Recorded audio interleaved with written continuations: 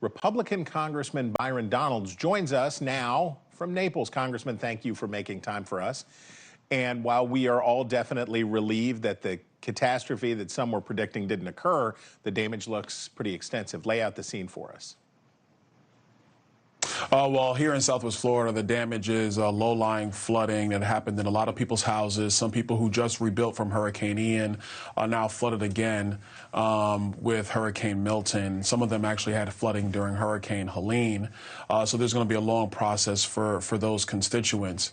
Largely, our infrastructure is intact. I think there's one road that we're still checking through to make sure that it's passable to get up to Captiva Island. If you go north of me into Pinellas County, St. Petersburg, Bradenton, Florida, Siesta Key, Longboat Key, those areas, they were hit very, very hard.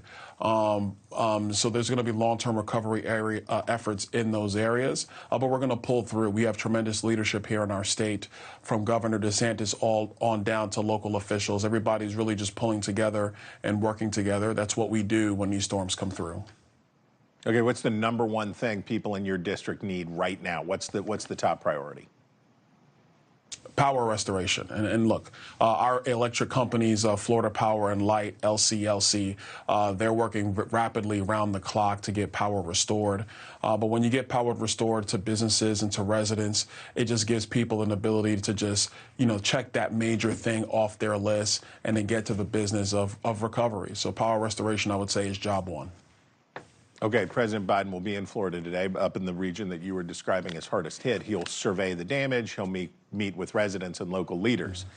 Former President Trump has been relentless in his attacks on the Biden administration for disaster relief, both from Milton and previously for Helene. He blamed Kamala Harris and called it very weak and said nobody's ever seen such a weak response. But you referenced Governor DeSantis. Here's what he had to say about the help Florida's getting from Biden and his administration. He basically said, you guys are doing a great job. We're here for you. If you need something, ask. And so we sent a big request, and we got approved for what we wanted. They've also been, I think, admirably flexible about, okay, we don't want bureaucracy to stand in the way of helping people. All right, who's right here, your presidential nominee or your governor? Well, actually, let's be clear on this. There's a couple of issues here. First of all, storm recovery really falls primarily in the hands of the governor of a state, and then the federal government. Their response, whether it's effective or not, can only make things worse. So in Florida, Governor DeSantis has demonstrated time and time again that when you pre-position resources and you are effectively communicating with FEMA, you can get a lot of stuff done. I think what President Trump is talking about is the response that has occurred or lack thereof in North Carolina, especially Western North Carolina. Governor Cooper, from what I'm seeing, was not pre-positioning assets, making sure that there was a clear plan of how to deal with Hurricane Helene. Couple that with the fact that FEMA's response in Hurricane Helene in those mountain regions in North Carolina was very slow. You had individuals taking their private helicopters. My colleague Corey Mills, Congressman of Florida, taking some of his resources to get into the hills of North Carolina to help those residents. And FEMA was slow to respond, and so was the federal government. So it's not so much a disconnect. President Trump is talking about what's happened in the hills of North Carolina.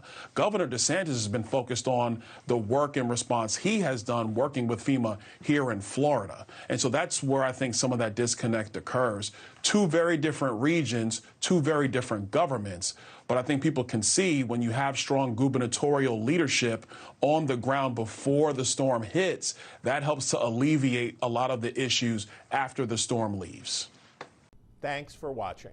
Go to joinnn.com to find NewsNation on your television provider. And don't forget to click the red subscribe button below to get more of NewsNation's fact-driven, unbiased coverage.